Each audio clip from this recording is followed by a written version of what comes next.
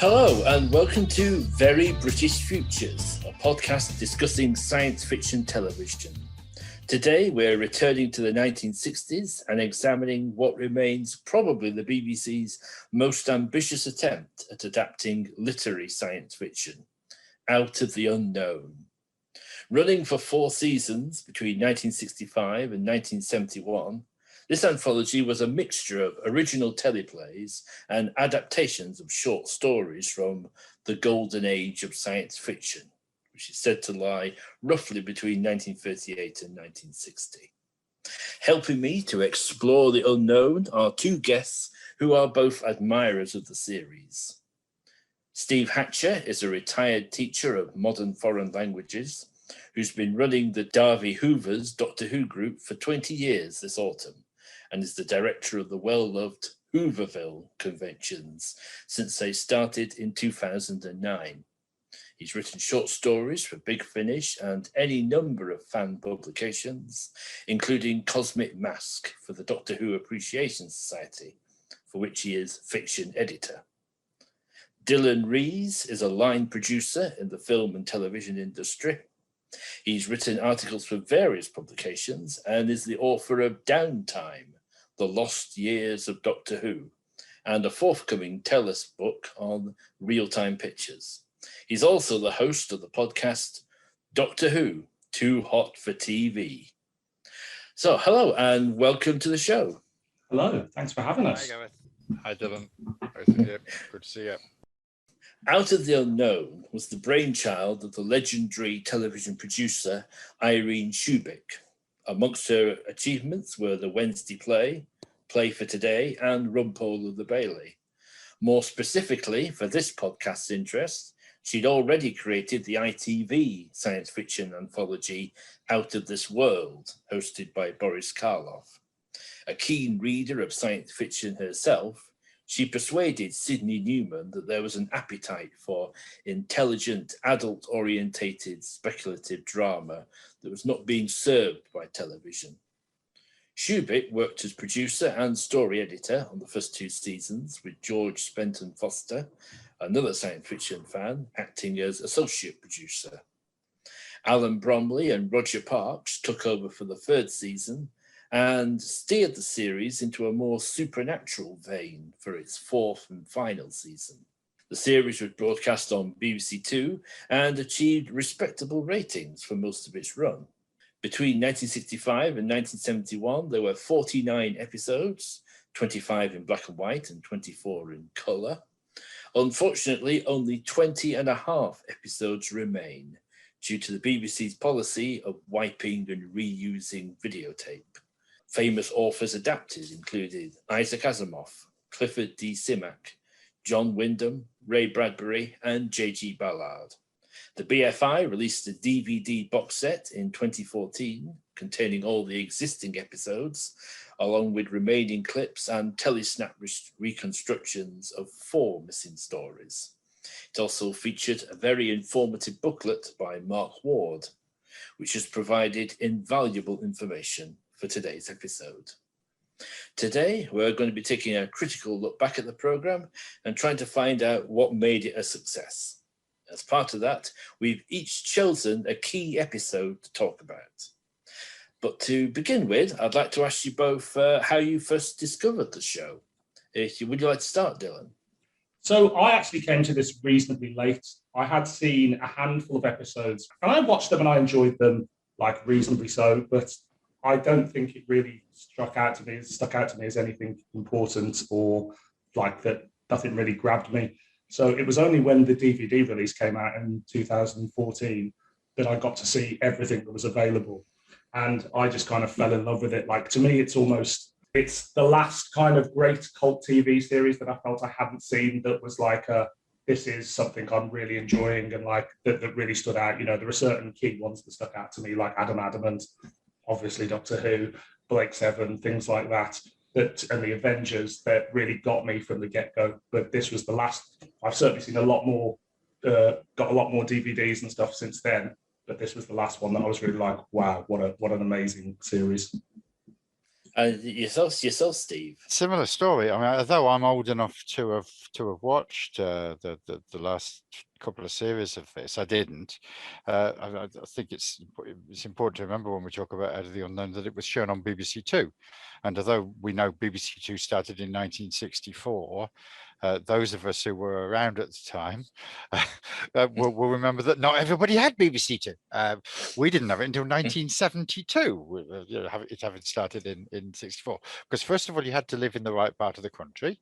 You had to be either within reach of the Crystal Palace or the Sutton Coldfield transmitters, which we were, as it happens. But then you also had to invest in the new technology of the 625 line receiver and the new aerial and all that sort of business. And until you did that, you couldn't get BBC Two. So very much later on that we got that.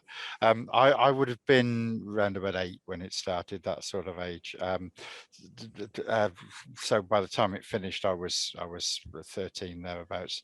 So I could have seen it but didn't. So similar story to Dylan, that I first saw it in the early noughties. I was never brave enough to try and stream torrents because I never trusted what I was going to be putting down onto my computer or who was going to be able to see what I was doing, being a worry about that sort of thing.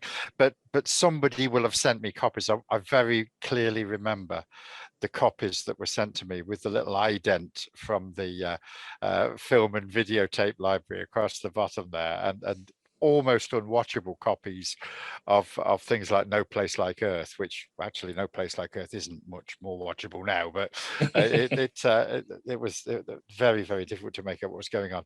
But the DVD set is extraordinary. It's a beautiful, beautiful set, and the episodes look wonderful, and the reconstructions are fantastic. And it's no surprise when you find out that the people who worked on it and who made it look wonderful are exactly the same people, the restoration team who worked on the Doctor Who ones. You've got Toby Haydock moderating the commentaries. You've got the people behind the loose cannon reconstructions doing the reconstructions. So really, really skilled people who love the series, who've made a fantastic job of it, and it's an essential. It really is. Dylan's entirely right. It's in that pantheon of those great science fiction series. In fact, I'd probably go a little bit further than that, and I'd say that there is probably only Quatermass and Doctor Who that are anywhere near as important and influential and damn good as Out of the Unknown. I completely agree. It is like classic science fiction, and obviously these are tales that we are used to have been told many times over the preceding decades. But a lot of these you're seeing realised, and a lot of the tropes and the ideas you're seeing realised on TV for the first time, and it feels groundbreaking. Yes. Well, science fiction began for me with there were all sorts of complicating factors why I didn't see much Doctor Who in the 60s. Science fiction really started for me with Asimov. I remember one Sunday afternoon in 1973, I'd had a particularly lazy Sunday morning, and I was getting washed and dressed at about 2:30 in the afternoon or something like that, and I put Radio 4 on, and the BBC radio adaptation of the Foundation trilogy was on. Which is also really worth seeking out. And that was wonderful, and that grabbed me immediately. And I bought the books, bought the Foundation trilogy, bought the robot books, bought as much Asimov as I could possibly devour. I would have been 14, going on 15 at the time. And then, but there's very little Asimov has ever been adapted into a visual medium. There's the Will Smith film of I, Robot, which is absolutely nothing whatsoever to do with Asimov beyond the title, and it's got robots in it.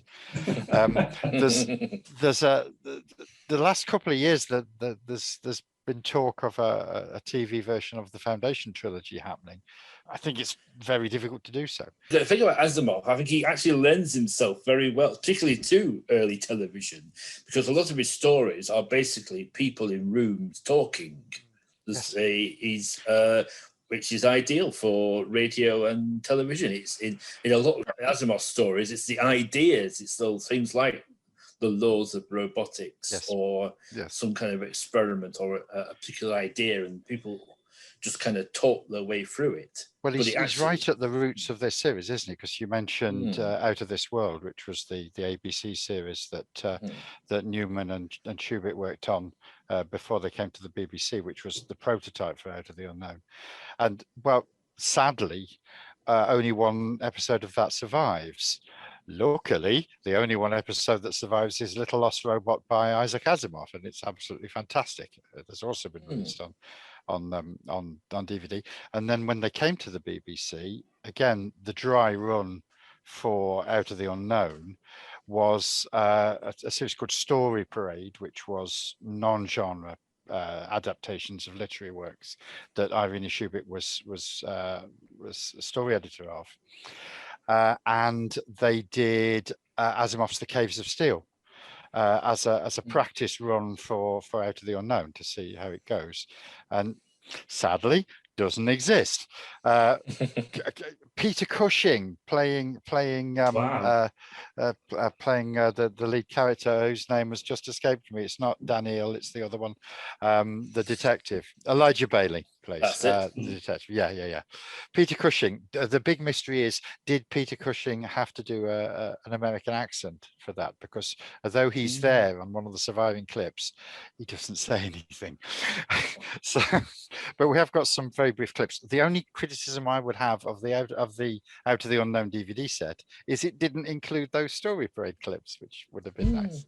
It's interesting what you say about Asimov not having many adaptations. Kind of having a quick look through Out of the Unknown. Obviously, as I said before, a lot of these ideas and concepts and themes get reused in science fiction all the time. But I was surprised how few of, especially some of the tentpole episodes that hadn't been adapted into, like some of them are prime for big budget feature film remakes. You know, whether they destroy the source material, who knows? But you know, like some of the ideas and some of the stories, I'm like, who owns the rights to these? Somebody should be remaking these now.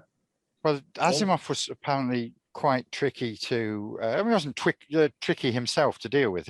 Irene Shubik made a. See, I'm saying Irene. You're saying Irene. Nobody seems to know. I'm saying Shubik. People, fine. Even people who worked with her seem to differ as to whether they say Irene or Irene. She was of Russian parentage, so it's probably Irina, but never mind. She made her concept of both of those two series, Out of This World and this, was that the most important thing would be to adapt literary works of science fiction. So she took herself over to America.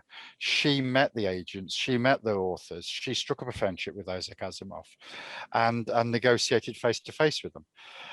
Asimov insisted that there be a particular clause in his contract with her that the episodes not be allowed to be shown outside the UK without getting in touch with him first and getting special permission.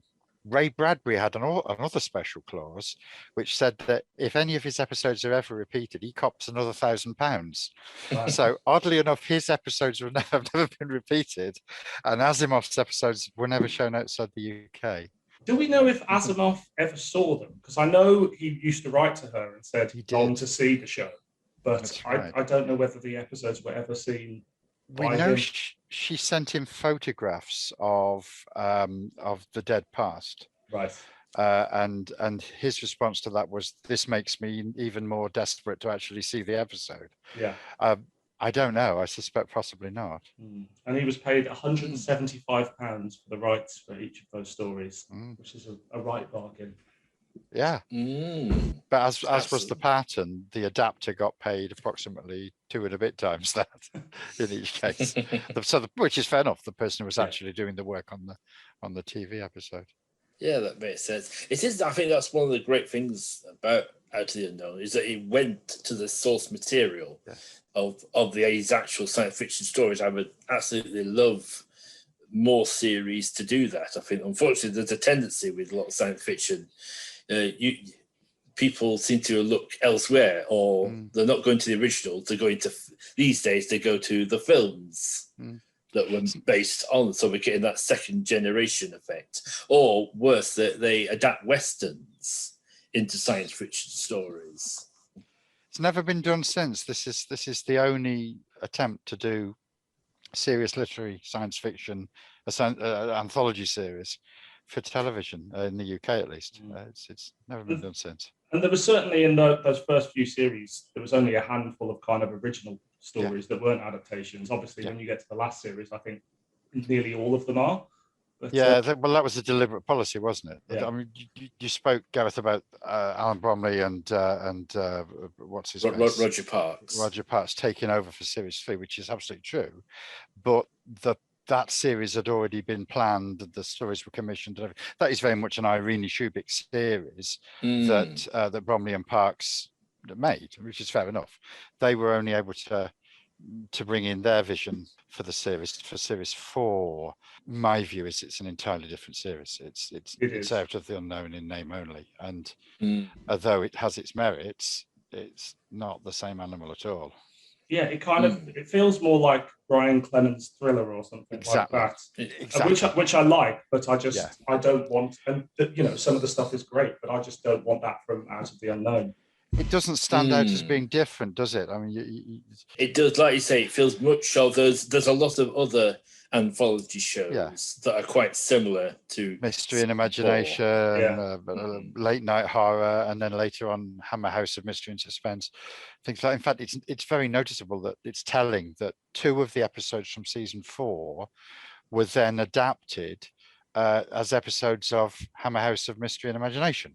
There's 2 episodes. I've written them down. Oh yes, the Last Witness became the Hammer House episode A Distant Scream, and The Uninvited became the Hammer House episode In Possession. That season 4 is real. Like there's this thing of like the 60s series feels like a mix of kind of the hope of the space race and kind of post-war dystopia. And it feels very much about possibilities that the future holds, the advancements of technology, be that a good thing or a bad thing. And that's obviously a lot to do with the source material. While in the 70s, it's very much this zeitgeist of psychological horror. It's the cynical failure of the flower power movement. It's about down-to-earth science. It's about industry and the present day. And it's, I guess, also nearer Doomwatch than Doctor Who. So, and you've got things, as you say, the zeitgeist. You've got Rosemary's Baby and Repulsion, and the Dennis Wheatley, Hammer doing the Dennis Wheatley adaptations and so on.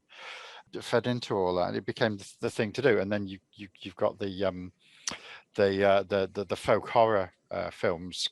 Starting around the turn of the decade, haven't you? The great folk horror films, which are absolutely great in their own right, but not necessarily what I want to see from Out of the Unknown. That's it. It is. I mean, when he was promoting the 4th series, Alan Brunner was interviewed in the Radio Times, and to me, this rather spurious argument. Actually, I've heard from a few people around this time that now, once man had landed on the moon in 1969, in a way, that's it. We're now living in the future, and nobody's bothered about it. End of history. That's it. And there was, apart from the change of emphasis, there are a couple of episodes in that 4th series which are just downright nasty, and you wouldn't make them these days. There's the episode To Lay a Ghost, which is a fabulous little ghost story, other than it's overlaid with this rape thing. That the victim has been raped as a child and is desperate basically to have that happen again by the end of it. And then there's Death Day, written by the great Michael J. Bird, where the protagonist murders his wife right at the beginning after she's been teasing him about his impotence, and is then consumed by his own guilt. And there's the scene in that where the wife is begging the husband, "Come on, rape me." And it's nasty, it's horrible, and I don't want to see that, to be honest. But no, it all feels very much like these are now authors and writers kind of trying to make controversial TV in a way, and kind of see how edgy they can get and how far they can take it. And there you are. I'm tuned in for some more traditional science fiction, still pushing boundaries in other ways. That's not to say there aren't controversies to be had in some of the earlier episodes, but it just seems to be controversy for the sake of controversy rather than storytelling. But then also in that last series, you've got one of the great missing Nigel Neals. You've got the Chopper. I say the great missing Nigel Neals, having read the script, and which I've again got a copy of somebody many years ago, and reread the description in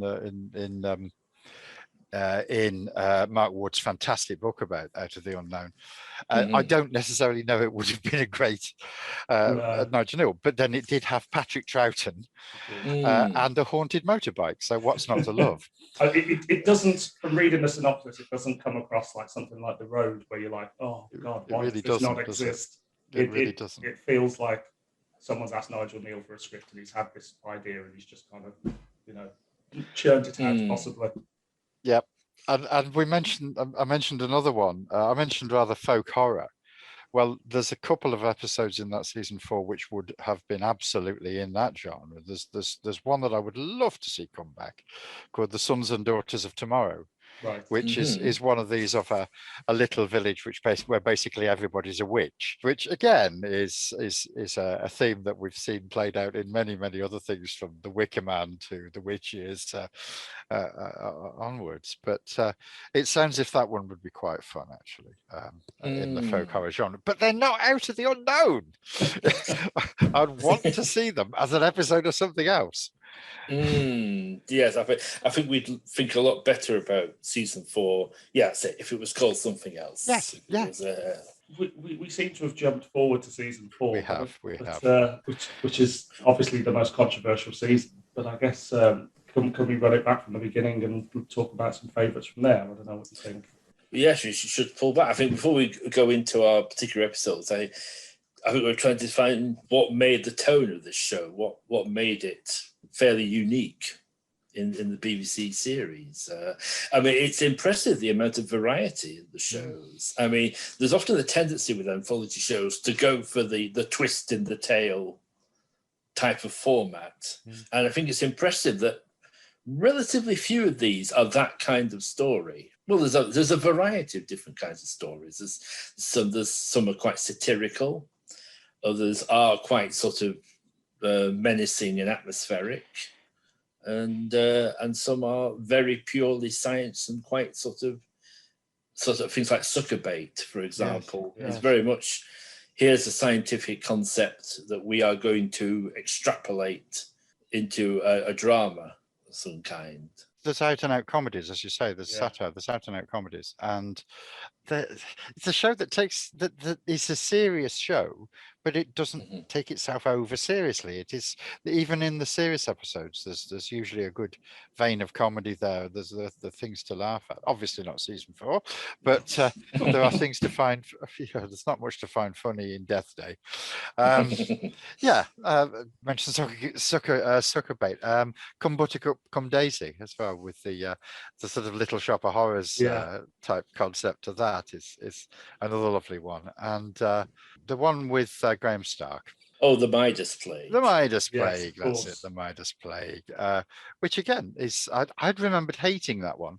And when I watched it again this time, I actually really enjoyed it, because it was quite fun. I think I do think the comedy episodes work, but I do think they're the elements that perhaps date the most badly, in terms of, like, the science fiction side of things always kind of stands the test of time, or mostly, but I do find like the humor is enjoyable but definitely outdated.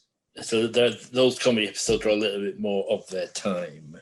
But what I think the thing that sticks out for me in those first 3 seasons especially is like the people making it are taking it very seriously, and there is always that tendency with science fiction that people at that time at least didn't take it seriously, and you do get throwaway programs and things like that. But it's the special effects work for the era is really good. The directors do a really good job, and there's like wonderful moments of kind of directorial flair that perhaps go back to Doctor Who.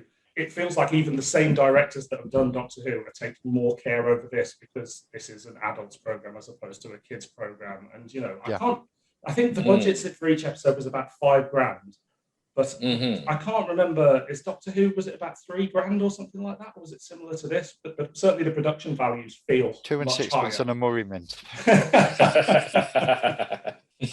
And William Hartnell had that. Yeah, it's time to sort of like look a little bit deeper into a particular show. So, whilst I was planning this podcast, I asked Steve and Dylan to both choose an episode they particularly wanted to talk about, and Steve chose an Isaac Asimov episode. I'm glad I had a feeling if nobody else picked an Isaac Asimov episode, I was going to pick one of them. So I'm glad you have. So what attracted you to The Dead Past? What attracted you to Millionaire? Yes.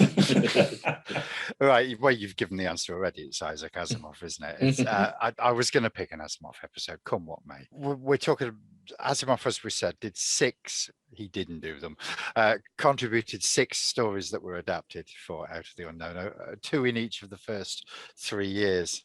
Now, sadly, we've only got 2 of those left. We've got Suckerbait and we've got The Dead Past. I'm entirely sure that my favorite episode, well, my favorite episode isn't The Dead Past. I think both of the stories that you two have chosen are probably better episodes than The Dead Past. But Asimov, as a writer, as my gateway drug into science fiction, means a lot to me. And it's a perfectly interesting and serviceable Asimov story. Sadly, it's not one of the robot stories, because the robot stories, again, do tend to crop up in Out of the Unknown and to be brilliant. I'd love to see Liar, and I'd love to see The Naked Sun. But anyway, we can talk about that in a bit, perhaps. So the prologue starts with a sequence where, where Caroline Potterly, who is played by Sylvia Seeds of Doom Coleridge, is dreaming, and she's dreaming of fire and a child being killed in fire, and she wakes up. Now, it turns out that she and her husband, Arnold Potterly, are an elderly couple. He is an academic, a historian, and she's being disturbed by these horrific dreams of a child being burned alive and the image of a pagan god. Well, anyway, it turns out that the reason for that the Potterly's own daughter had died in a fire. Now, the story gets going and we see Potterly. What a great name, Potterly. And he goes off to see another great name, the director of the university where he works, Thaddeus Araman, who is David Upstairs, Downstairs Langton. And he asks for permission to use a chronoscope. Now, the chronoscope is the big invention of the story. It's basically Doctor Who's time-space visualizer. You can tune it in not to watch the Beatles doing Ticket to Ride, but you can see any scene from history, allegedly. So he wants to use one because that would be quite useful for a historian, wouldn't it, to be able to do that. You can't travel into time, but you can view it, allegedly. So he goes to see Richard Bellamy, Thaddeus Araman, David Langton, and says, can I use your chronoscope then to see Carthage, because I'm studying Carthage and I particularly want to see if they used to burn children as a sacrifice. Okay, so anyway, Thaddeus Araman says, no, you can't, mate, on your bike. We don't allow people just to willy-nilly use chronoscopes. And by the way, don't under any circumstances think of going to the physics department and seeing if they'll make one for you, because that would be intellectual anarchy and you'll be in trouble for that. So that must be the last thing you do. So the last thing he does is he goes off to the physics department and approaches a young physicist called Jonas Foster, who is James Underworld Maxwell. Not just Doctor Who Underworld, but every ITC show, The Avengers, and basically every British drama of the late 60s and early to mid 70s. James Maxwell, great actor. And he's a young physicist, and Potterly persuades him to build a chronoscope. And at first he's very reluctant, but he really gets in on the project and thinks it's a good plan. Now then, he goes off to visit his uncle. And now his uncle is a science journalist called Ralph Nimmo. No relation to Derek, I feel sure. And he's the rather fabulous Willoughby Goddard, whose perhaps 2 most famous performances have been enjoying runs on Talking Pictures TV recently, as Gessler in William Tell, the evil Landburger, and also as Mr. J.G. Reader's boss in The Mind of Mr. J.G. Reader. So Willoughby Goddard, massive big fella. And Willoughby Goddard, just ahead of filming this, had got some horrible eye infection. So he's wearing an eye patch as well, which is just tremendous. So anyway, Ralph Nimmo agrees to find out all he can about neutrinics, which is the science behind the chronoscope, and about which nothing has been published in the last 30 years. And it may be all a fake, it may be all nonsense, or it might be a government plot to suppress the whole thing. Okay, well, now, while all this is happening, all these conversations between these various people, nobody knows that Richard Bellamy off upstairs, downstairs, Araman, is surreptitiously observing everything that's going on. He's monitoring every move. Foster really gets keen on the project, and he builds a chronoscope in Potterly's basement, as you do. But in doing so, he discovers it can only see 125 years into the past. So Carthage is right out, despite government's claims that they can see anything they want. No, it's not going to happen. Meanwhile, Mrs. Potterly, Sylvia Coleridge, is getting obsessed with the idea that with this machine, she'll be able to see her dead daughter in an undead state, her daughter Laurel. Now, Potterly, when he realizes what's going through her mind, he goes, oh, wait a minute, that could be quite nasty. Potterly, by the way, played by an actor called George Benson, who's not the American singer of 30 years ago, but has a striking resemblance to A.J.P. Taylor, the TV historian of the time. So anyway, there we go. So Potterly sees the danger in this and smashes the machine and orders Foster to leave. And in the fallout after that, it transpires that he was actually at fault for causing the fire that killed his daughter, because he left a cigarette floating about somewhere and set fire to the place. Isn't it extraordinary in all these things? This is set in the future at some point. Yet everybody's there smoking. They got that wrong, didn't they? Because, of course, hardly anyone does these days. But it's the most natural thing. There's a lot of all over the smoking place throughout the series. Yeah. In the far distant future. Yeah. Well, perhaps they've made it safe or something. I don't know. Safe. It's smoking. striking. I was seeing something set in the future a couple of nights ago, and somebody uses a payphone. And you think, what's that about? Well, Foster, anyway, decided that he's going to press on and make the machine again and publish his results. More to the point, he's going to let people know what he's discovered. Potterly sees all the dangers about this, so he goes off to upstairs, downstairs, and says, look, this is what we've been doing, and it's not good, and we're really sorry. And so Nimmo and Foster are both arrested and brought in, and Araman explains why the government has suppressed the chronoscope, and it's not been a horrible big government conspiracy for horrible reasons and so on. It's basically because if you've got a machine that can see into history, the history starts that long ago, a second ago. So basically it means you can observe anybody doing anything at any time, and it's the end of all privacy. So Foster, James Maxwell, agrees that he won't publish after all. Now, it'd be a bad idea. I see what you're talking about. Nice, helpful, benevolent government. I'll stop what I'm doing and I never, ever think about this again. But it's all too late, because Willoughby Goddard has already arranged for the pamphlets and things to be published there. All the details are about to go into the world, and the chronoscope is going to be released upon unsuspecting public. And the episode ends presumably some point in the near future after the story, with Caroline Potterly, Sylvia Coleridge, basically raving mad, watching over and over again a clip of her dead daughter playing in a park, and that's all very sad at the end. So that's the story. It makes you think. It's a bit of a nonsense, isn't it? Because the time-space visualizer chronoscope thing seems a bit unrealistic. But if it did happen, this was Asimov's great thing. If such and such a thing was, what would be the results of it? And perhaps all great science fiction is like that. It is. It's a great thought experiment, this episode. And it's what I'm particularly fond of myself, because it's just so stuffed with ideas that you've just been outlining there. I absolutely love that line when the government minister says, what is history? History is a second ago. The first time I saw the episode, that really stuck with me. It's like, wow, all the implications that come out of that are fascinating.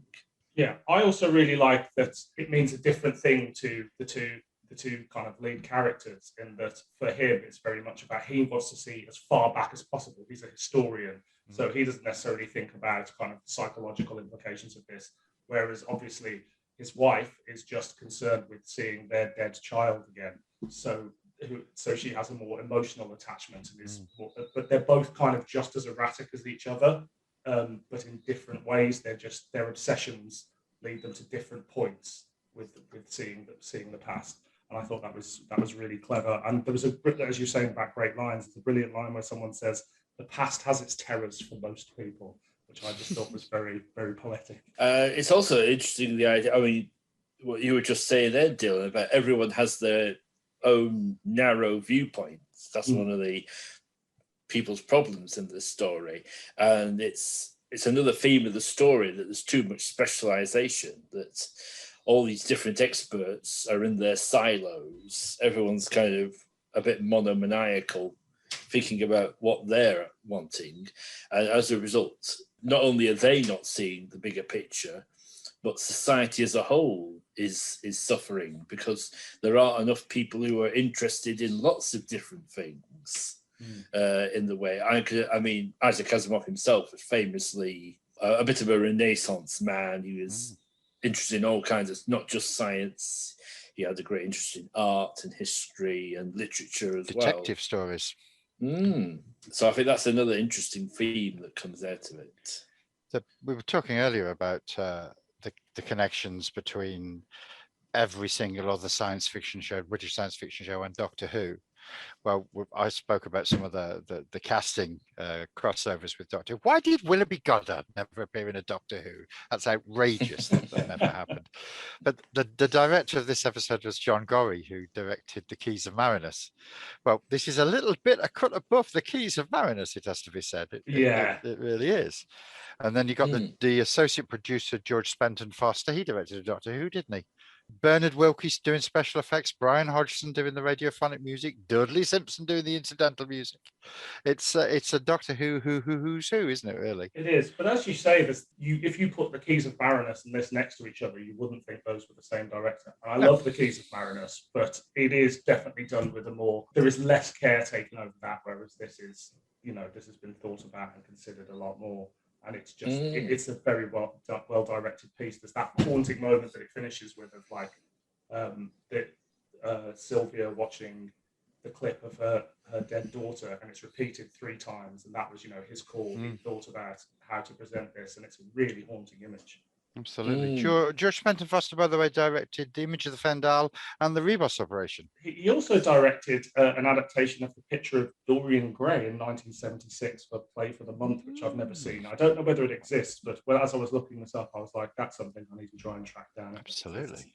That's it. It is a very well-mounted episode. It's also interesting to see Sylvia Coleridge giving a very real performance as this grieving mother, because in the past, certainly in Doctor Who and other things, she's tended to play these very eccentric big characters, and so it's nice to see her doing something a lot more naturalistic. It struck me as well, reading up on the missing episodes as well as watching the ones that survive, how often casting choices were repeated throughout the course of the 4 seasons. So David Langton does another one as well.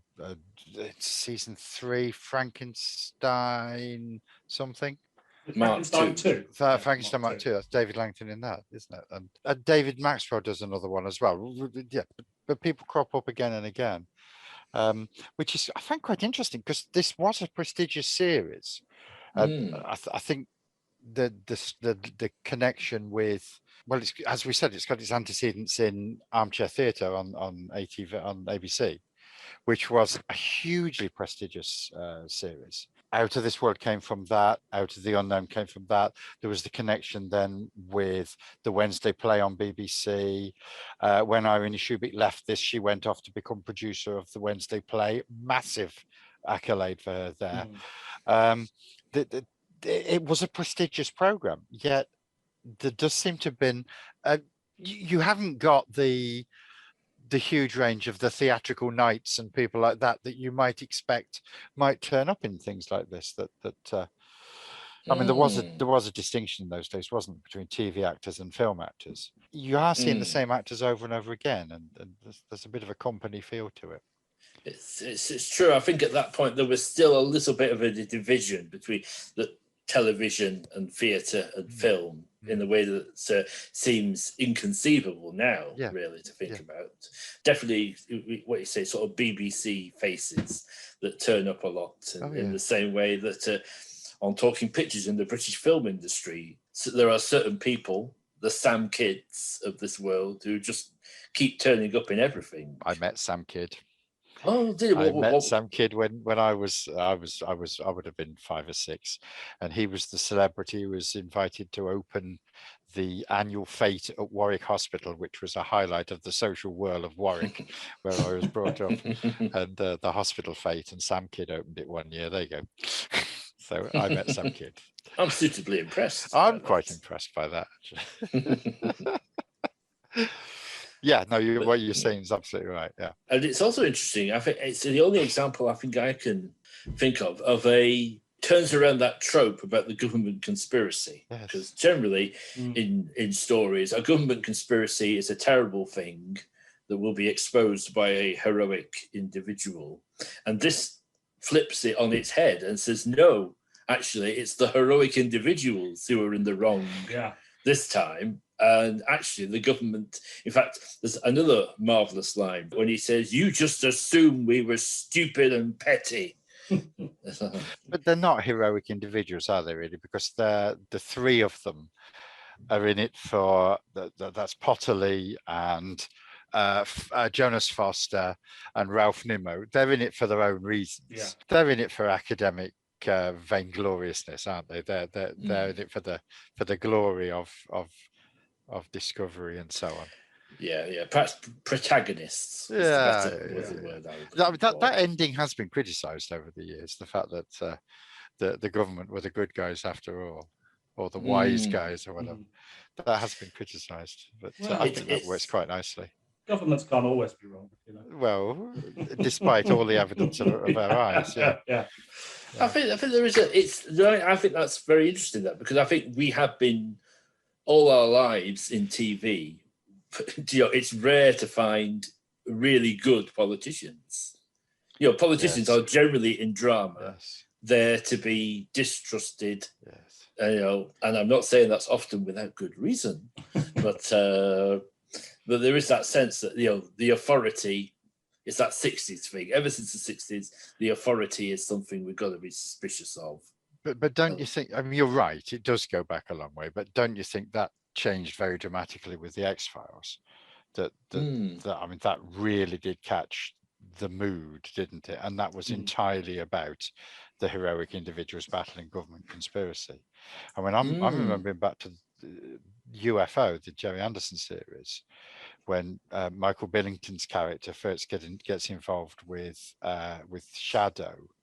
Ed Bishop sits him down and says, yes, aliens exist, you're quite right, but just imagine how awful it would be if everybody found out about it. There would be mass panic, there would be this, that, and the other, and that is presented as the reasonable argument that, for heaven's sake, don't tell people, we know best, we'll look after them. I mean, I guess here we're obviously getting the thing that the government don't want people to know about this, because think of the implications. But we don't know anything else about this government. They could be the worst government we've ever had. It's just this one thing that they're doing right. Yeah, there is you get the sense this is a very controlled society. But it's nice to see that Richard Bellamy comes out of the House of Lords and gets involved directly in government later in life. In his nice suit of the future. Well, but don't the designs look great in terms of the suits of the future and all that? They're not out of this world silver sparkly things, are they? They're credible future fashion. So who knows what the future fashion will be? But that's a credible version of it. Yeah, it's a believable world. Yeah. One of the things that I really liked is that the setup is almost you're expecting a ghost story when it starts. It feels like, this could be a ghost story, and the music sort of sells it as a ghost story, but actually it's kind of steeped in the science fiction element. But it is, I suppose there's an argument that it is an unconventional ghost story and that people being haunted by their own past. But it does kind of dead past even. Yeah, well, exactly. But but it was the fact that it goes down a more kind of, it's more about like the moral take and, you know, what is right in this situation intrigued me. The little Carthaginian statuette of the Yes. god, which we see very early on, don't we? And we're told that that's how the Carthaginians sacrificed children, by burning them, by putting them inside the... But that's a red herring almost. Obviously, total red herring. Yeah. Like he's obsessed with that, but ultimately, because you're thinking, okay, so any second now we're going to find out that he sacrificed his daughter, and that's why he doesn't want her to use the machine. Well, he sacrificed his daughter to smoking, didn't he? Yeah. The altar of the fag. That's it. There's a public information film for you. Absolutely. Don't be like Arnold. That's right. Yeah, and Dylan, you've also gone for a season 1 episode for your choice. I have indeed. I went for Some Lapse of Time. I would love to hear you talk about it. Well, you're in luck. So I've just got a brief kind of summation of the plot. It's a fairly simple plot, but you know, it kind of picks up pace as it goes along. So Dr. Max Harrow wakes up from a reoccurring nightmare in which he's pursued by these barbaric creatures / figures that look, I mean, to me, they look like cavemen, but obviously as the story goes along, you find out that isn't the case. But when he wakes up, he finds one of them is collapsed on his doorstep.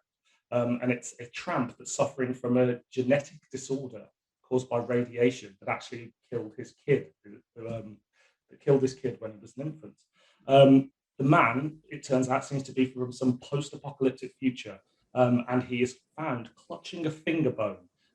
This finger bone later turns out to be Harrow's, and as Harrow realizes where this guy is from and what he represents, he is slowly sent mad as he realizes the truth of this stranger. It's a very interesting story. Again, I don't necessarily think it's the best one, but when I first discovered this series, this was the one that kind of grabbed me, because from the get-go, I was like, what the hell is going on here? It was frantic. There was a central mystery that just hooked me in. Schmitherson, as he's called, which is the character, the tramp / future person. It's such a grotesque kind of makeup, just such a grotesque image that you're just sat there the whole time going, what on earth is this? But it is just very enjoyable. It was based on a story by John Brunner, who I'm not familiar with, but he wrote loads of genre novels, short stories, poetry, non-genre, and even some pornography. But this is, as far as I know, this is the only story of his. The script is by Leon Griffiths, who had a prolific TV career, including The Adventures of Robin Hood, Out of This World. He did The Yellow Pill for both Out of the Unknown and Out of This World, which I thought was quite interesting. So that one was adapted twice. He also did Play for Today and Minder, and it was directed by Roger Jenkins, who did The Avengers, Compact, Z Cars, Adam That Lives, The Oneida Line, Howard's Way, Coronation Street, all that stuff. But it's a beautifully directed story. There is like, particularly kind of the future stuff, and all the nightmare scenes, they're so kind of visceral and harrowing, and you see like them sacrifice this plastic doll to a flame and stuff like that, and it is just feral. And I think it's a beautiful kind of exploration of kind of a breakdown of society, but not through kind of conventional storytelling. It's just, this is what would happen post-apocalypse. This is with the radiation sickness and stuff like that. Eventually, we de-evolve into these kind of caveman-like figures, and it's a really great story. There's a lovely bit which could have been so much more gruesome towards the end, because the Harrow, played by the way by the brilliant Ronald Lewis, who again sadly died so very young in sad circumstances. But Harrow anyway steals his own finger and goes off to bury it. Rather not to bury it, he also steals the kneecap of a government, which has been removed, because what has happened is that the finger has been buried, and the future person has found the finger and traced it back to him and blames him for everything going wrong, which seems a bit of a jump, to be fair. It is. But yeah, so he's going to replace it with this kneecap, so that the fellow who should get the blame, the government minister, cops the blame. But in the original version of the script, the government minister had a leg amputated, and he goes running off carrying this government minister's leg, which he then buries. But so we had perhaps a narrow escape there. Yeah, Ronald Lewis, absolutely fabulous actor, really great performance in this. He's so kind of intense, and you kind of believe, that he goes mad. He's also in Lambda 1, which is another one of my favorite episodes of Out of the Unknown. Yeah. And as you say, like he's a very talented guy, a really good actor, but he has a bit of a tragic story and very sad ending. Yeah, very sad ending. And he obviously had his own demons as well. There's some controversial stories about him. Yeah, there are. And the two policemen, played by a very young Peter Bowles, and rather fabulously George Woodbridge, the inn landlord in every Hammer horror film. And also from Pipkins. He was Pipkin in Pipkins, George Woodbridge. Really? Inigo Pipkin, yes, he was. Didn't realise that. Actually, I was just watching this with the commentary on, and the director remembers that Peter Bowles wasn't very happy about being cast as a constable. He was sort of used to playing more senior figures, I think, already at that point.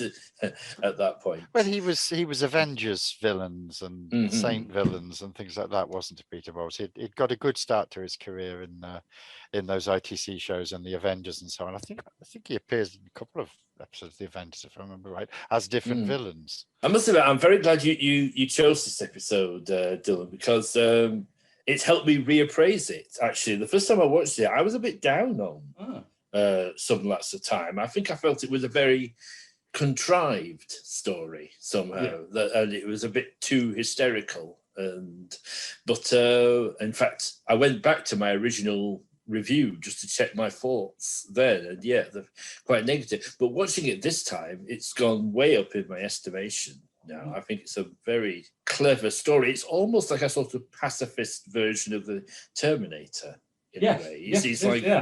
He's not come back to kill anybody. He just kind of come back as to witness and say, come back to pull a face at him. Yes. Well, you've got John Gabriel playing Smithson.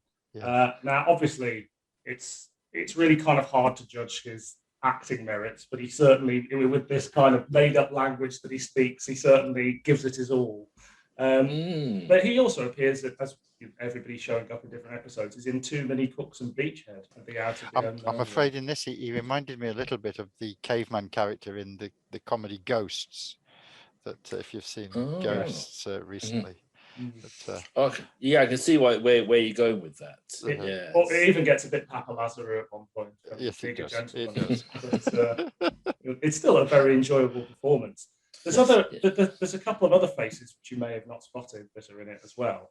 In the supporting artists, John Scott Martin is one of the survivors, who was the go-to Dalek guy, and one of the medical students is Victor Pemberton, who later writes Fury from the Deep and obviously Ace of Wands and things like that. No, I didn't recognise Victor Pemberton. Right? I must admit I didn't spot him, and then I read it in the notes and went back. Yes, quite so. Yeah. Absolutely. The most famous person to be involved in this production is Ridley Scott, who did the set design. Yes. Now, obviously, Ridley's name shows up on a few things. I think did he end up directing an episode of Adam Adamant, or did the set design or something? Yeah, he does. And obviously, Ridley's gone on to great success and done amazing work. But as set designs go, this is neither good nor bad. It's just, it's set in a few rooms. It's not what you would describe as stylized or kind of heavily designed or anything like that. He wasn't challenged to exactly. It's set in a hospital essentially, and a couple of houses. The best directed stuff is the night shoot stuff when they're kind of in the future, and that's not really about the design. It's about the cast, and it's about the editing and and the vision mixing and stuff like that.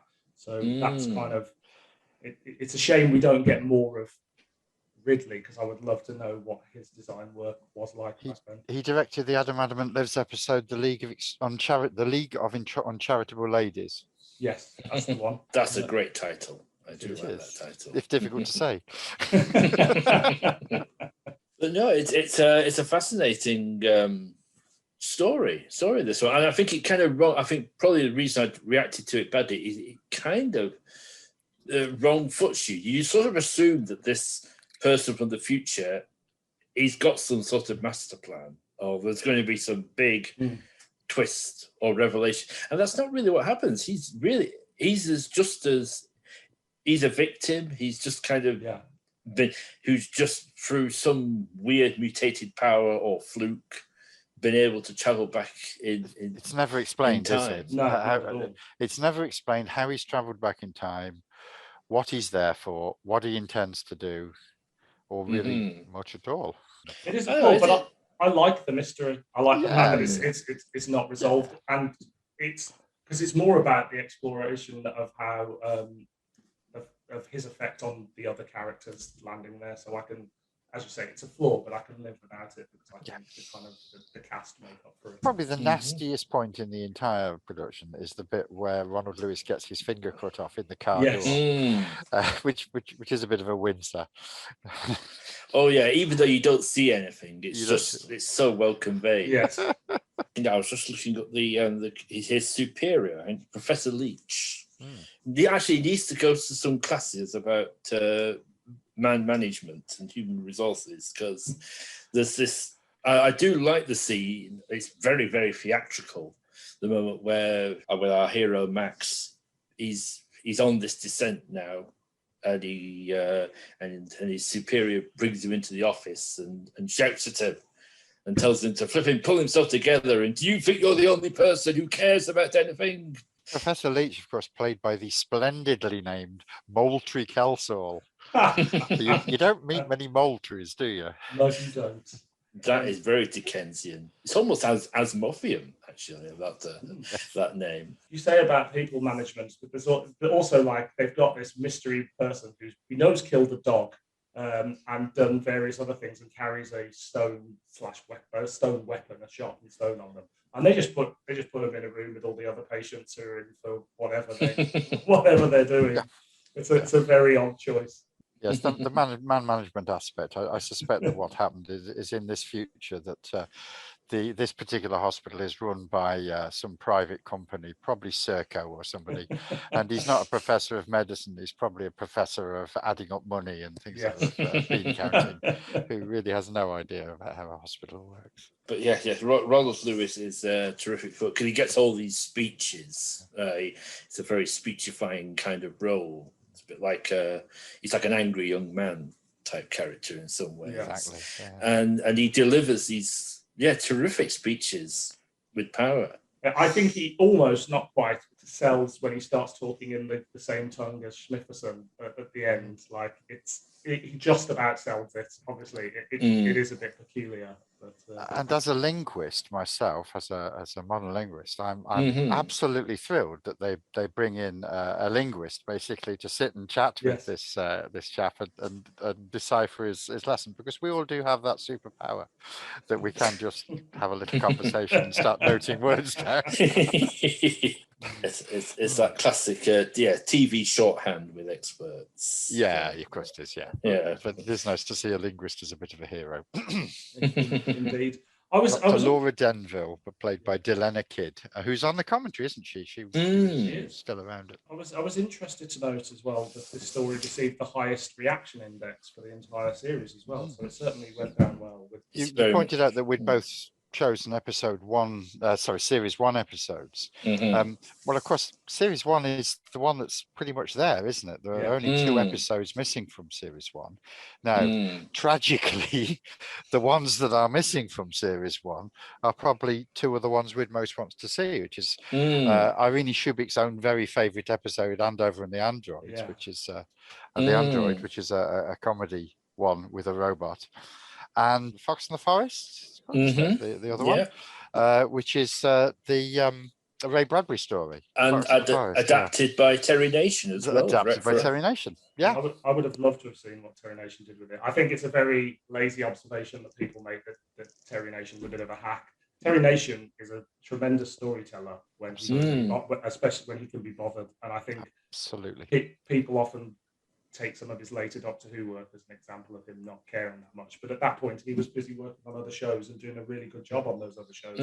Just didn't have much time for Doctor Who, but was happy to get that Dalek money, essentially. Although The Fox and the Forest actually was regarded as being the weakest of the series by the production team. Oh, was it? Oh, interesting. Yeah, it's the one that, well, that and No Place Like Earth, which of course was the first one that was shown.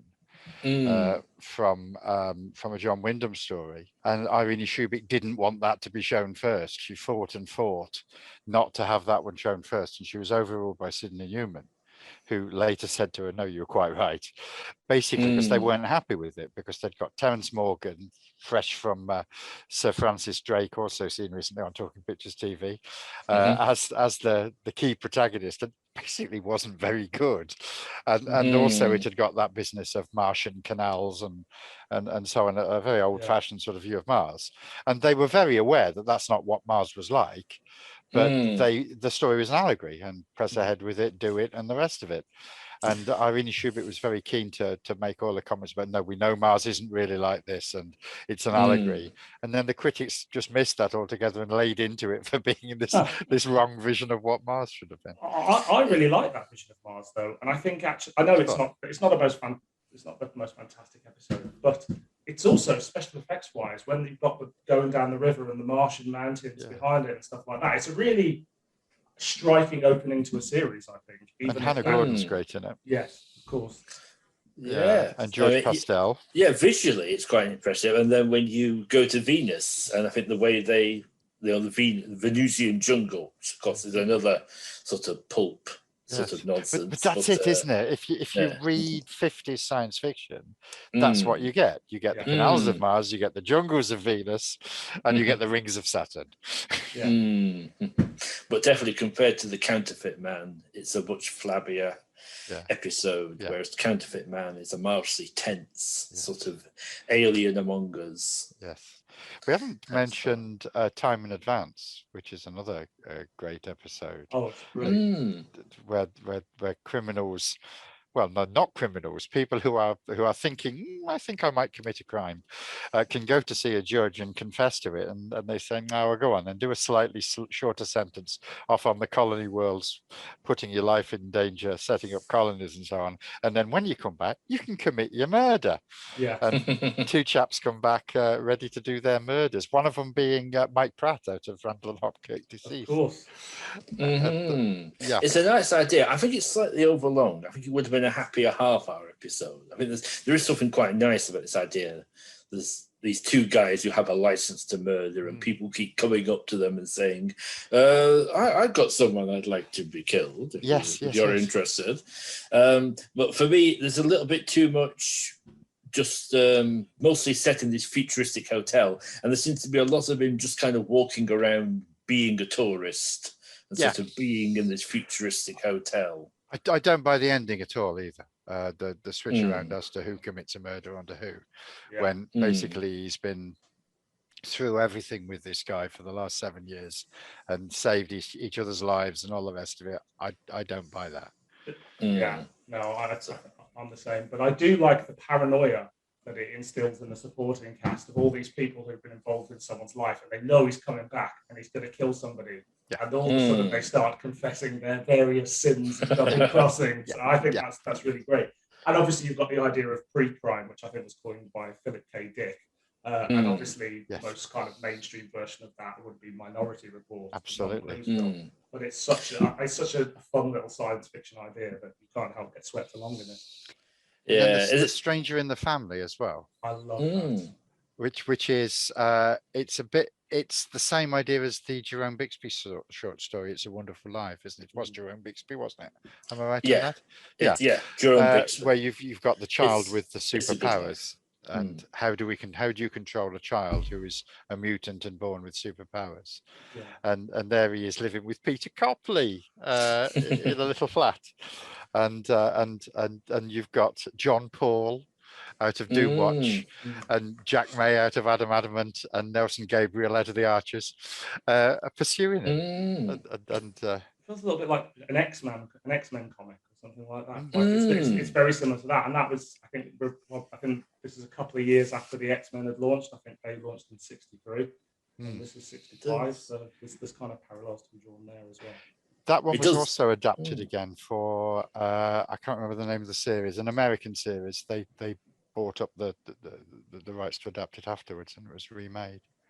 So yeah, the first season, very strong. Not surprisingly, got recommissioned for a second series that pretty much stays with the formula. The first two seasons feel very much a unit together. And the episode that I've chosen to talk about is probably one of the better known of the Out of the Unknown episodes, which is The Machine Stops, based on the E.M. Foster short story. The distant future. Following an unexplained apocalypse, humanity lives underground inside a highly advanced technological system which covers the world, called the Machine. People live most of their lives alone inside cubicles, which provide for their every need, communicating only by video or intercom. Rationality, science, and humanism are the keystones of this civilization. But secretly, many have begun worshipping the Machine, treating their manual as a holy book. Vashti, played by Yvonne Mitchell, who had been Judith in the BBC adaptation of 1984, spends her days delivering history lectures. Her son, Kuno, played by Michael Goffard in his first significant television role, is not content with his enclosed life and rebels by discovering a hidden tunnel leading to the surface. He discovers a thriving countryside, but the Machine drags him back with robotic tentacles. Months later, the system is beginning to fail. Kuno contacts his mother with a new idea. The Machine stops. Despite the growing number of faults and warnings, Vashti and her online friends cling to the hope all will be fixed.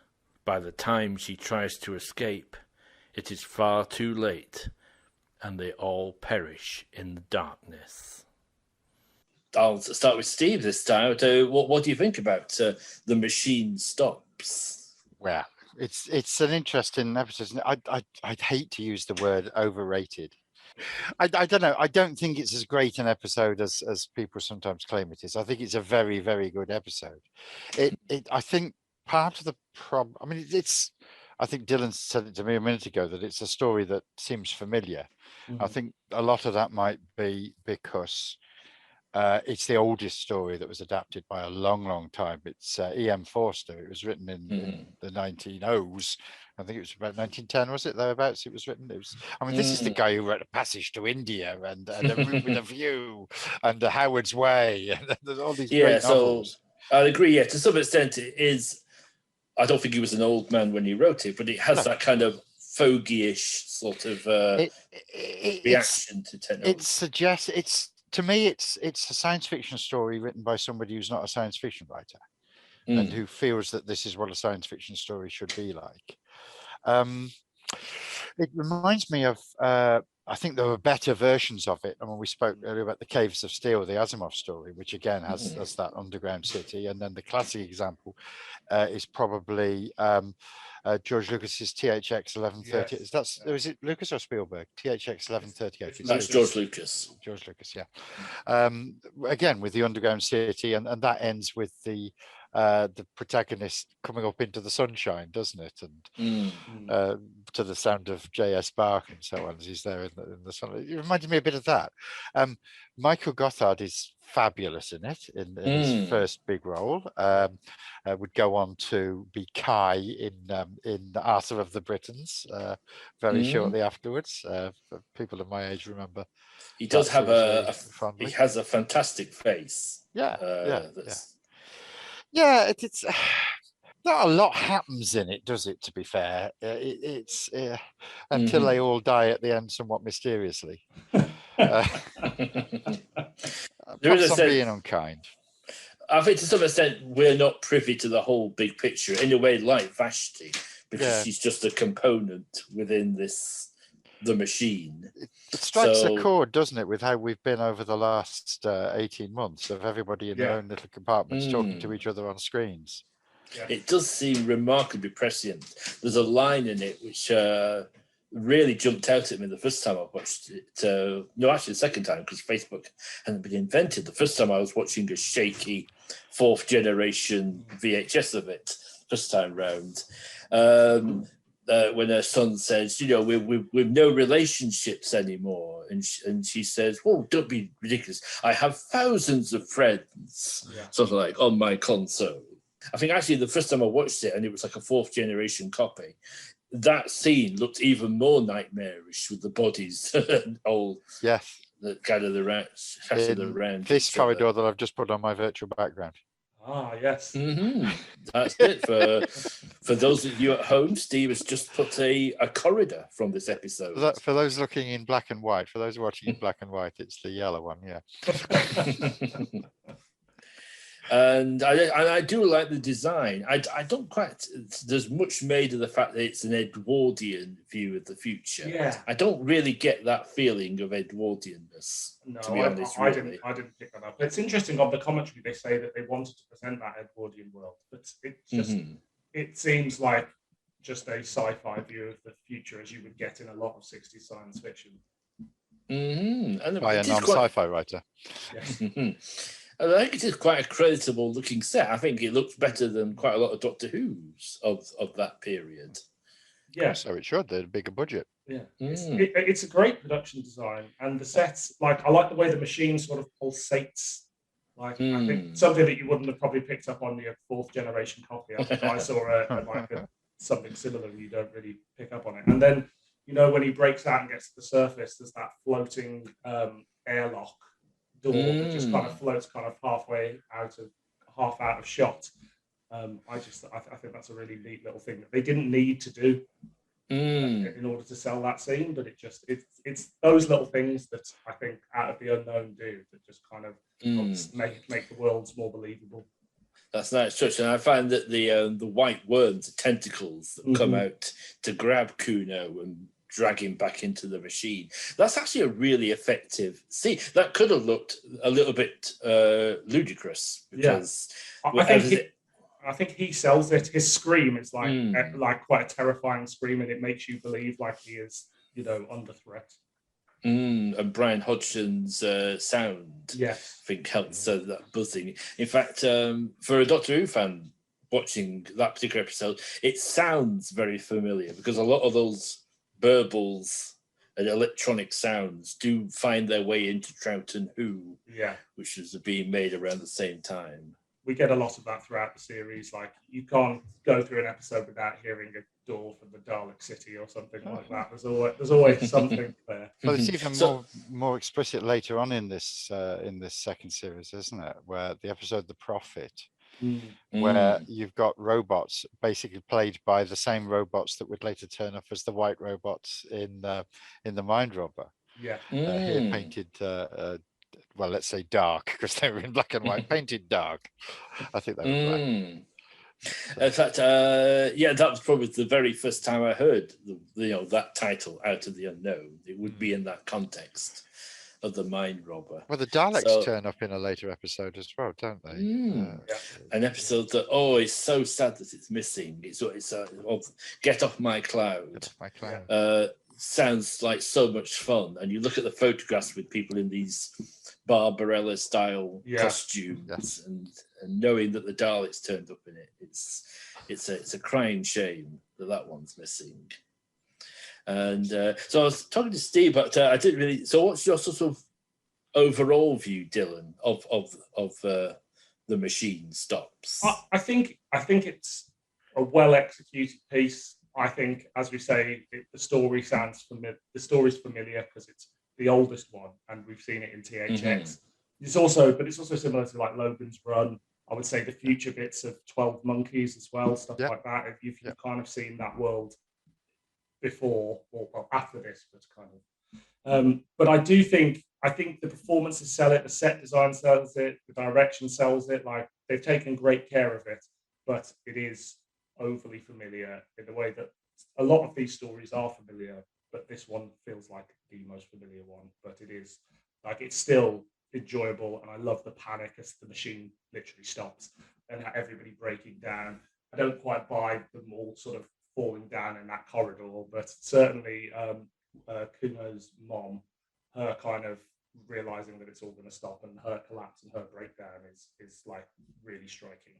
Wanted to give a shout out to Yvonne Mitchell as well as Vashti, because I think she gives it's a difficult performance because she's sort of playing someone who's very dispassionate for most of it. She's not particularly likable for that matter either. She's very self-involved. She says these things, these incredibly immature things for a woman of her age about, oh, I just want to kill myself. My lecture wasn't well received, and but it's a good performance. Yeah, it's like the character's got like narcissistic traits, but that's what this, I guess, when you're compartmentalized like that and you've got everything that you need, it kind of, the society is kind of encouraged to be that way. And they talk a lot about euthanasia centers and things like that, which I think is like a very interesting concept. That, you know, it will be like, oh, I just, you know, I'm not fulfilled, I will just end my life, which is this is the episode that won the prizes, of course, didn't it? I got the 5th International Science Fiction Film Festival, as you say, at Trieste. Trieste, yes, that's right. Trieste. And although it's interesting on the commentary, the director, Philip Savelle, says, to be honest, there wasn't much competition. Most of the other films were like documentaries. Excellent. No, to be fair, I don't think it's the best one of this series. I think series 2, season 2, has some smashing ones, even of the ones that survive. I love Tunnel Under the World. I love 13 to Centaurus as well, which is a fabulous one, which pinches a future idea from Doctor Who, doesn't it? Of the people who think they're off to an alien planet in order to set up a better world, but are actually buried. Well, not buried, but they're in a hangar somewhere. They think they're in space. Pinches the idea from the Invasion of the Dinosaurs. Which also pinched part of its idea from the Enemy of the World. It's a very clever idea. Yeah. Season 2 does have some great episodes. Yes. I'm a big fan of Lambda 1, which has got this haunting, kind of terrifying imagery, and it kind of weirdly reminds me of Event Horizon, but obviously done on like a BBC budget of the 60s, but it's still those same concepts, and it, for its time, what it achieves is like fantastic. Like, it's genuinely unsettling kind of imagery within the episode. And probably the most chilling depiction of nuclear Armageddon in level 7 as well. Yes, of course. Where you've got the people in the underground base who are there to actually press the buttons, a bit like in Warriors from the Deep, but not entirely, where they're pressing the buttons that destroy the world effectively, and then slowly but surely they're going to die as well, because the radiation is going to reach them. It takes them 4 months to die, doesn't it, or something like that? Yes, it's a very sort of Doctor Strangelove kind of a story, that one. It's as much about the danger comes from the military minds in a way as much as the weapons in that one. It's interesting. It's directed by Rudolph Cartier. Oh, yes, well. yes, of course, yes. Yeah. And we're missing 2 Asimovs from this season, aren't we, as well?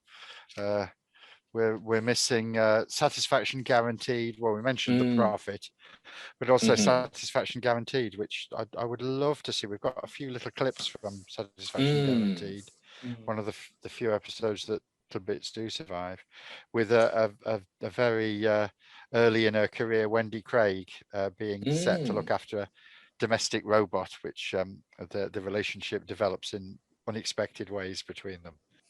That is a great shame that one is missing. So very much, and I think it's a crying shame that I keep using that phrase. I must find a new one. That so much of season 3, well, practically all of season 3 is missing, because here you had the strength, you had the stories as chosen by Irene Shubik, and with very much it's still her guiding thoughts, but you get it in colour as well. Yes. Well, let's do, the episode that survives is The Last Lonely Man, isn't it, with George Cole and Peter Halliday, Packer from The Invasion, amongst many other Doctor Who appearances, and that's great. That's fine, and it's an interesting idea. The idea of it has been normalised that when people die, their experiences are then transferred into a nominated successor, and you can have more than one of them inside you, and it's a nice idea, and it all goes horribly wrong, of course. But then when you look at the episodes that are missing from this series 3, when you've got the John Wyndham story, Random Quest, which directed by Christopher Barry, which is, by all accounts, was a wonderful version of that, not to be confused with the appalling film that came out within a year or two of this happening, A Quest for Love with Joan Collins. It was done again on BBC4 a few years ago with Samuel West, and was very good, but I'd love to see that original. The Asimov, The Naked Sun, the sequel to The Caves of Steel. Which looks fascinating from the telesnaps and the reconstruction. There's a reconstruction, isn't there? And you get a great idea of on the reconstruction. I love the reconstruction there. The Yellow Pill, again, exists as a reconstruction. And for me, that's rather surprisingly is the story I would most want to see again of those from the reconstruction. And again the Clifford Seamack one, Beachhead, with Ed Bishop, which fabulous stuff. Looks very promising. And another one that just recently has kind of leapt up my list of things I'd like them to find again would be Something in the Cellar. Audio clips appeared recently online of it, and it does sound, because from the description of it and the fact it's got Milo Oshii in it, I've tended to think, it's a comedy episode, or it's one of the lighter episodes about this man who builds a computer in his basement, this new supercomputer, and it becomes inhabited by the spirit of his mother. But in fact, from the clips and what it actually sounds like quite a sinister story. It sounds quite macabre. It sounds like it had quite a macabre atmosphere to it, especially when in it as well. I even got a Radio Times cover, that one. Yes. I mean, we're tantalised by all of these kind of missing episodes, and like going through this box set, it does make you go how lucky we are with Doctor Who that we have all the surviving soundtracks, because some of these are just lost. And to use a dirty word for a moment, when the Omni rumour was a thing concerning Doctor Who and many other lost television series, I know that there was a big rumour about Out of the Unknown too, and I think there was a delay with the DVD release, and everybody was like, it's because they found everything. Obviously they hadn't. It's just because these things always take time. But I think there was for a few months like this tantalizing thing of, oh my god, we might get to see all of the episodes. We're very lucky to have what we have. There's a number of the missing episodes that we will almost certainly never see. I mean, as I say, that the restrictions on selling the Asimov ones abroad means that for the most part, well, they weren't sold abroad, so they're not going to turn up abroad. Similarly with the Bradbury one as well. And it's a shame. There are some of the ones we most want to see probably won't ever happen. Do we know? I don't know anything about like the returns of these episodes. Like, how long ago were these recovered? Were they always in the archive? Do any of you guys? Well, there's a couple that have been recovered reasonably. There was a couple. The Tunnel Under the World was recovered, and the one we've just been talking about, Thingy, Machine Stops. Yeah. That was a recent recovery. That's interesting, because that's one I just assumed, and naively, they would have kept a copy of, but. No, I think not. I may have got that wrong. I'll check that, but I think I'm right. Oh, I'm more likely to trust your judgment than mine on this one, no, since no. you are an owner of the splendid Mark Ward book. The book. So I think we're coming round to. I can't believe how fast the time comes, because I've been really enjoying this, looking over time. But I think we are coming round to final thoughts on summing up Out of the Unknown. Would you care to go first, Steve? I think it's one of the most important and consistently terrific science fiction series that's ever been produced on British television. I think that the fact that the fourth series, and I'm talking about series 1 to 3, to be fair, I'm talking about series 1 to 3. Series 4, the fact that series 4 is so good, yet we can look at series 4 and go, oh, that's disappointing. Tells us an awful lot about the first 3 series and about how absolutely fantastic those, particularly the adaptations of classic science fiction stories, Asimov, Bradbury, Wyndham, and people like that were. I mean, it's the cream of British television acting, directing, design, everything of the period. And Irene Shubik was an utter genius. You mentioned some of the things she did after leaving here and doing Play for the Day and so on. The one you missed was The Jewel in the Crown, which was she set that up. I hang my head. How could I leave out Jewel of the Crown? Well, no, she had a fallout and left before it actually happened. But she set that up, and she regarded that as the pinnacle of her career. Didn't Sidney Newman have a genius for picking young, untried women producers? Dylan, how would you like to sum up your thoughts on? I mean, I can really only echo what Steve said. I think it's a groundbreaking series that, it relied on the immense talents of, some classic writers from John Wyndham, Isaac Asimov, Ray Bradbury, J.G. Ballard, E.M. Foster, all of these kind of classic tales. And then they were brought to life by some very talented people from like the best British television had to offer, like writers. We get Terry Nation, we get Brian Hales, we get Nigel Neal, John Wiles shows up in there, and director-wise, you've got Douglas Camfield, you've got Christopher Barry, Michael Ferguson, Rudolph Cartier, Paddy Russell. It's just like a list of the best people of their generation. Kind of it's extraordinary, isn't it? Yeah. It's extraordinary, and it's the connection with the Wednesday play and with Armchair Theatre, isn't it? That this was a prestigious production which came out of those roots. It wasn't some tin pot little sci-fi series that somebody had dreamed up somewhere. This had got classic television roots, and people were wanting to be involved with it. To kind of use a phrase that gets bandied around a lot at the moment, this would be considered high-end TV. Like it's appointment viewing. It's everybody would want to watch it, and it's a groundbreaking series. I keep saying that again and again, but it just is. And it was on a minority channel that the majority of people weren't able to watch. Well, I think that justifies the license fee. If nothing else not if you lived in the wrong part of the country. You're both very busy people. I'm just wondering, start off with Steve, what kind of projects you're currently working on? Well, thank heavens, not as busy as I once was with not having a full-time job anymore, which is lovely. But it does mean that I'm able to spend a bit more time doing some writing projects and organising Hooverville. We missed a year last year because of the plague year, and all being well, we are returning this autumn, September the 4th. Hooverville organisation in full swing now, so it's really lovely to be back with that.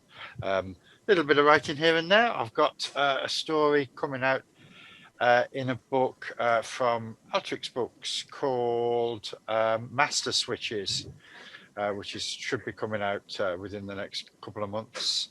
It's the follow-up to a book that came out, which was called Masterpieces. And so I've got a story in that coming out soon, featuring the Anthony Ainley Master, the Seventh Doctor, Sylvester McCoy, in the guise of Merlin. And this is a charity anthology. It's all entirely unofficial and all the rest of it. So that should be out quite soon as well. All being well. Oh, Great stuff. Looking forward to that. Now, Dylan, I've just mentioned one of your forthcoming projects. Would you like to talk a bit more about that? Or yeah, so I'm deep in the midst of researching a book on the real-time range, all their releases, the Mythmakers, the drama output, the documentary ranges and things like that, which I was lucky enough that Keith Barnfather actually approached me and asked me to do it. He kind of wanted to document the whole of like the history of the company, and they're 3 years off their 40th anniversary, so it seemed like a good time to start sort of researching that. Obviously I'm stopping and starting based on work and things like that, but I'm probably about halfway through the research phase, and that I've done like the first 100 releases, and I'm just interviewing all the people that have been involved and kind of going on this journey of discovery about a making of, which is essentially what it is. But to me it was just like a little corner of Doctor Who that I felt, it was worth writing about, and it's been great going back and revisiting all of those early releases, and a lot of them that I hadn't seen before. Keith's coming to Hooverville. He's an old friend. It's worth you asking him about the night that the Hoovers hosted the regional premiere of the Sill film, the Sill and the Devil Seeds of Arador, when the whole of the centre of Derby was closed down through flooding and torrential storms and biblical disaster area things. It was quite an experience. Amazing. I will definitely ask him about that. I touch base with him every few months, and kind of, because I can't do one interview with him because it would just go on forever. So we kind of touch base every few months, and we haven't got to the later drama releases yet, but I'll keep that in mind. And I'm a big fan of the podcast as well, Too Hot for TV. I must declare an interest. I was a guest on one show, that's fair enough.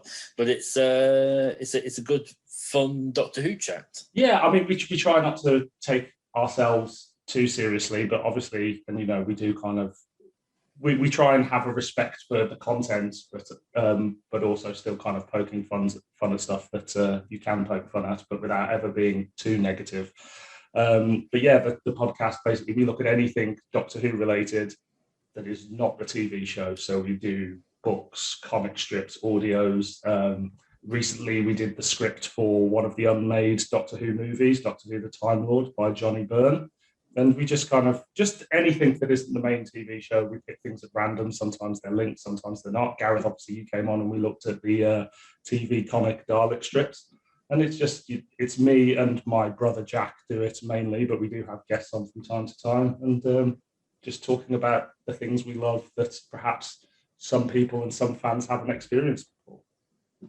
Yeah, I've just made a note of that so I can add it to my list of podcasts I haven't heard, which I will have a listen to. So. There are so many Doctor Who podcasts out there. There are, but and not just Doctor Who, of course, as we're in fact doing now, aren't we? So, that's many other things.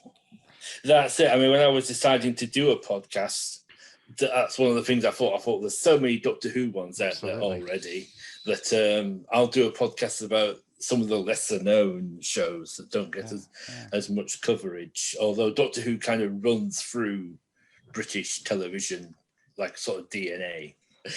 Well, the time has just flown. This has been absolutely brilliant. Thank you very much, Dylan and Steve, for taking part in today's episode. Thank you so much for having me on board. Thank you so much for having me. It's been we'd both fantastic. done our research, hadn't we? That's the thing. We'd both done it. The three of us had. But it was great fun to revisit the series. I don't need an excuse to revisit it, but it was great fun to revisit it. Thank you for coming. Thank you for listening. Goodbye for now. You have been listening to Very British Futures, hosted by Gareth Preston and featuring guests Dylan Rees and Steve Hatcher. Music by Chattery Art. Follow us on Twitter at FuturesVery, and for more reviews and information, visit garethpreston.blog.